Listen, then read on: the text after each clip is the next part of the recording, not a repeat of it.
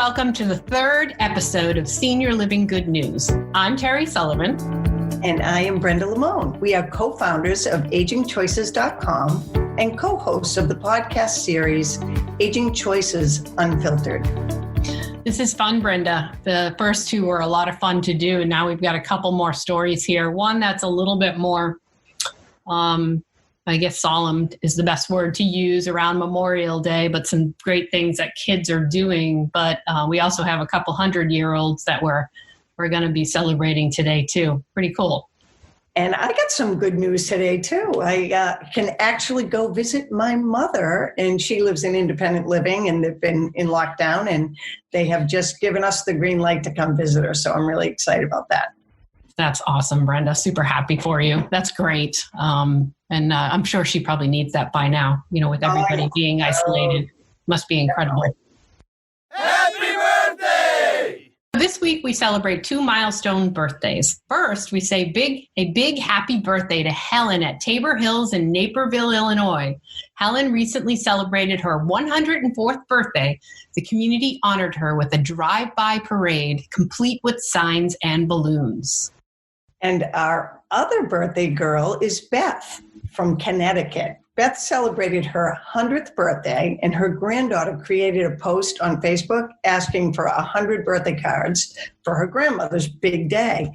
Well, Beth received over 450 cards from well-wishers all across the country. Okay, how long is it going to take to open up 450 cards? My hand, yeah, exactly. That's going to take a while.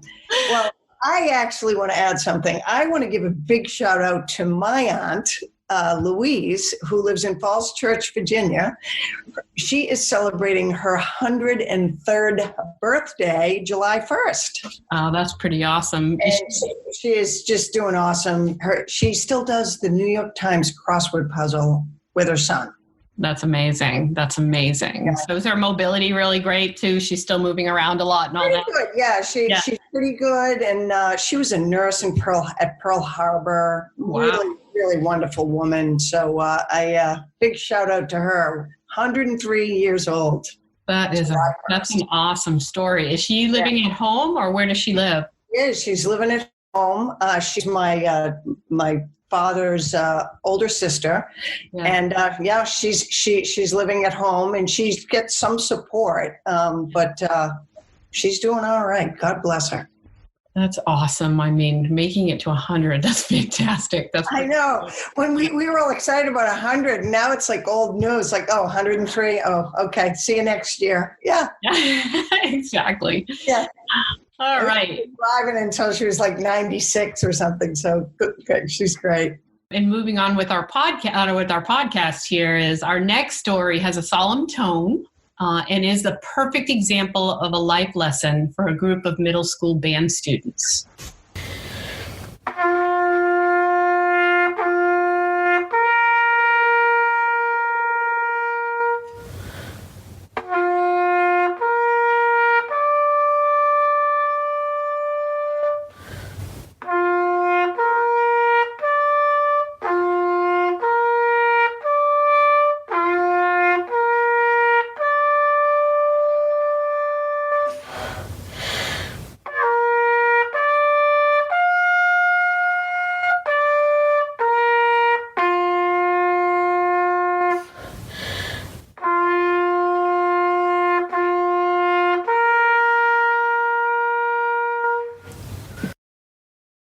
That was my son playing taps. He just graduated from 8th grade at Adams Middle School in Guilford, Connecticut.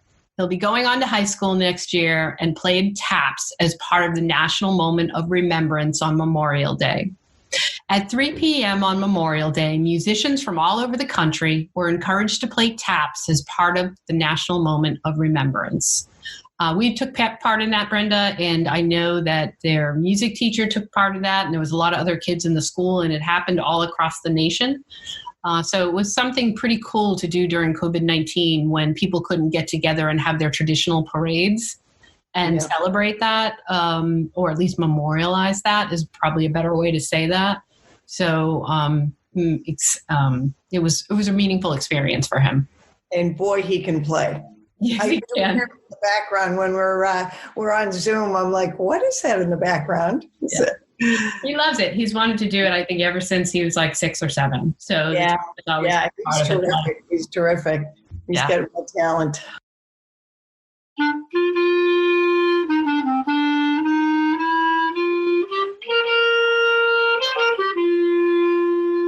Our guest this week is Susan Oakley, the band director for Adams Middle School in Guilford, Connecticut. Susan, thanks for joining us.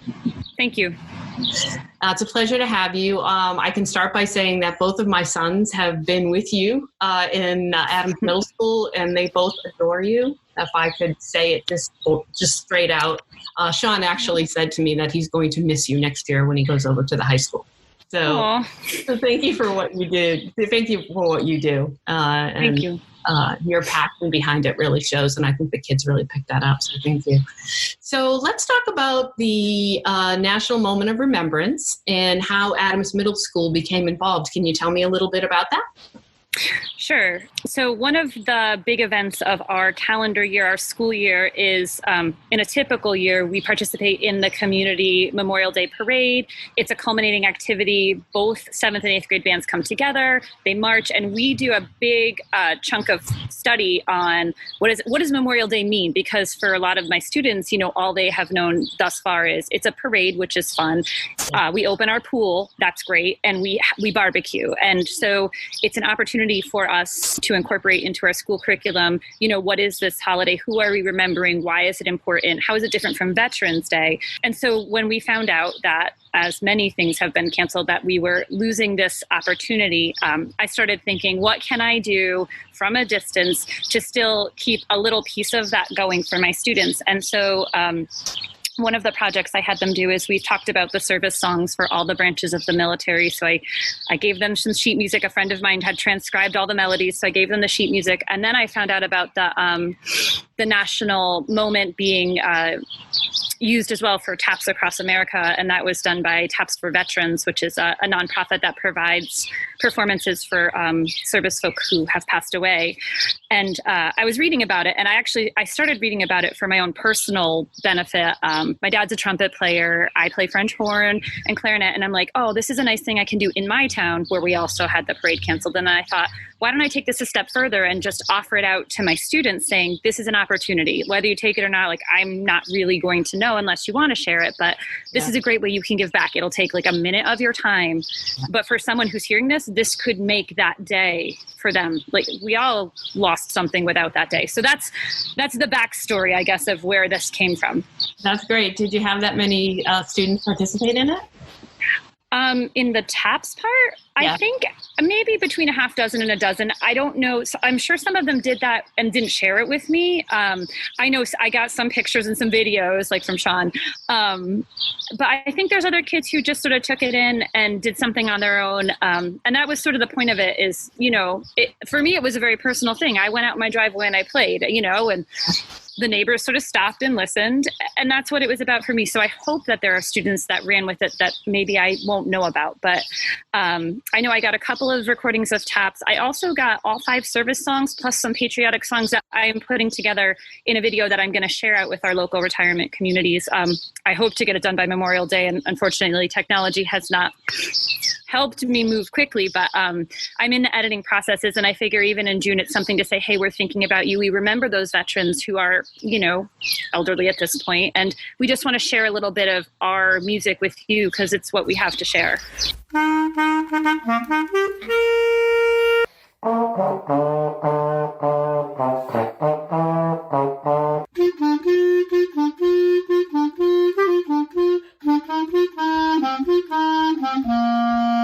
Do you have any particular connections to any retirement communities in the local area or senior living that you know someone that's lived there, or is just something that's a passion of yours? Well, I know that my grandmother, she was in a rehabilitation facility. She's out now, but she had spent some time there. And I think just visiting her as she was healing was pretty powerful for me and my kids. Like, it was an eye-opener. My grandfather, who was a veteran years ago, was in the Mary Wade home in New Haven. But I think more importantly, there are communities right in Guilford that I feel it's really important to have those intergenerational connections. And again, I don't necessarily have the ways to do this on a continuing basis, but at least I can connect my students with those people that are right from Guilford, Guilford to Guilford. And it seems like a very authentic way, again, to do my part to give back something.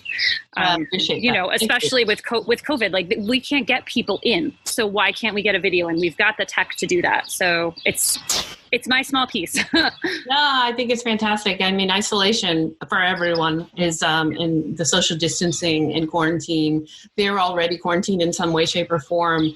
So this has even made it worse when people can't come and visit them. So anything that we can do to help them is really, really important. So thank you for doing that. I really appreciate that. So for the students themselves, I think that intergenerational connection, which you talked about, is in getting them involved. Do you think the students understood that connection and the need for that connection?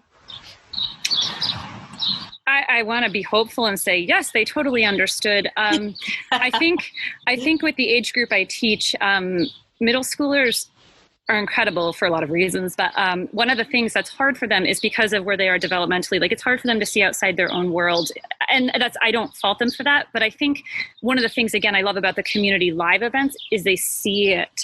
And I don't know, I think with what we're dealing with now with COVID, it gives me the opportunity to think about what are ways that we can have that visibility show up for my students if we're away again. I've also, I've been talking with, it's not the Gables anymore. I don't remember what their new name is, maybe Solstice Living. And it turns out, Solstice Living, yeah. A former band parent, her kids all went through my program. She's like, oh my goodness, it's so nice to connect. We're looking for ways to get students in, when it's safe to do so. And so I'm like, oh my goodness, this is a wonderful connection. So I think looking forward, maybe there's opportunities to think about getting, especially students who are interested, connected as a way to sort of open that door when we can live time. So I know I've been home thinking about that and thinking just about, I've watched what my parents have been going through being isolated. I've watched what my grandmother is going through who, she has some memory issues now, and it is really hard. Like, we can't hug her and she's heartbroken. And how do you explain that to someone who's not remembering why? And so I think coming out of this, it sort of has fueled a little bit of a fire in me to how can I connect these students to meaningful experiences with folks who they might not otherwise see, or maybe they don't have a connection to older people in their family. How can I connect them to people who are living 5 minutes away and help everyone? Yeah, and music connects that no matter what. Even when you do have dementia, right? It brings that emotion. It connects with people. Well, boy, wouldn't it be great if there's a national movement around middle schools across the country engaging with local retirement communities? That would be amazing. Very interesting. So you did something as a family. I saw it on YouTube and I watched it. So do you want to tell us a little bit about that? That was really cool. Well, my family, my kids both play instruments. And again, I had all this music that was just about, they were ready for this level. My daughter has just started on her instrument this year, so I had to sort of pick and choose. But I know that my family, we all love parades. We being together is very meaningful. And again, my grandmother, who is not understanding why there's no parade, she just kept asking, like, well, can I go see the kids in the parade? And she wasn't understanding why there was no parade, right? Yeah. So I said, well, we could put something together, and we have family in different states. We've, I think, 3 or 4 different states now. And I said, just pop on Zoom. We'll do a little 10-minute concert. We worked it all out. We had a little script. But it was something for my kids to realize that this is a day that we remember those who have given their lives for our freedom. It was a way to share with my family, on a personal note, what my kids are doing, because they couldn't go to the band concerts. Yeah. And it was something for me to show my students that I was walking the walk, because I think that's important too. A lot of what they're hearing is the teachers are saying, do this, do that. And they don't get any of that good stuff that we have in our relationships when we're live. So, yeah, if they want to watch a 10-minute concert with my family and like we're walking the walk, that's great. I don't know who's clicking on it, so hopefully someone did. Yeah, no, that's it. Well, I did. So that's fantastic. That's awesome.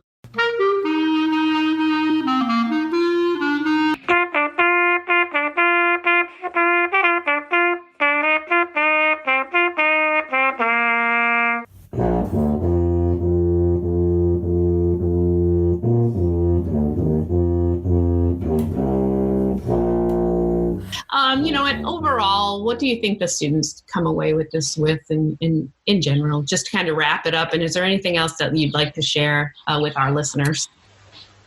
Well, I think from this particular project, I hope, I guess one of my music education goals was that they had those melodies, that they could play those melodies on their instrument. You know, can you play My Country 'Tis of Thee? Can you play Yankee Doodle? Can you learn the service songs? I do a unit with my 8th grade band for Veterans Day where we review the service songs and talk about the branches of the military and what military music means. So I guess curricularly that's my hope. But I guess my hope is just for them to be aware that it doesn't take very much to have a really positive impact on someone's day, especially people who are lonely. You know, they might think, oh, well, this performance wasn't the best. I'm not a professional musician. That doesn't matter. You know, it's just that you want to share from your heart something. Take 2 minutes. And it's such a gift to so many people. So I hope from this distance learning experience that they can see that they have that power and that gift, because I feel like so many times young people feel like they don't have a voice and what they do doesn't matter, and it absolutely matters, and it matters to people that really need our love and care and support. I don't know, that might be kind of big. Who knows if they actually took that away, but I think the more I can encourage them to see their worth and value through music, if that's what their connection is, and that's great. And my hope is that we can continue to use some of the digital resources that we've been forced into to see if we can build these connections so that, you know, we don't have people, whether they're young or old, feeling like they're isolated, or, you know, I'm thinking my young people, like questioning their worth, you know, that we can give voice to people who need it the most. And my medium's music. So if I can do it through that, even if it's just a little kernel, that's what I'd like to do. Well said. Every time I ask that question, is there anything you'd like to share or, you know, expand upon? I always get chills, you know, because that comes from a place of passion, you know, and we just did a podcast with on senior isolation this week. And I think that will be one of the biggest things that comes out of this pandemic is beyond what was already an issue, is even worse of an issue. So I think and we all have a responsibility, each one of us, to figure out how we can give back. So thank you for what you do. Keep doing it. And thanks for joining me today and telling me about the whole experience. I really appreciate it. Well, thanks for asking. It's great to be able to share what my students do.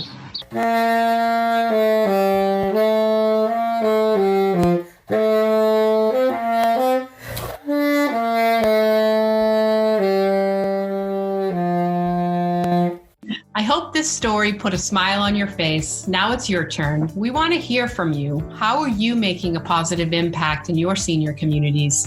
Share your photos and videos with us to be included in the next episode of Senior Living Good News. Just tag us on social media, Aging Choices on Facebook and Instagram, and My Aging Choices on Twitter. Thank you for listening.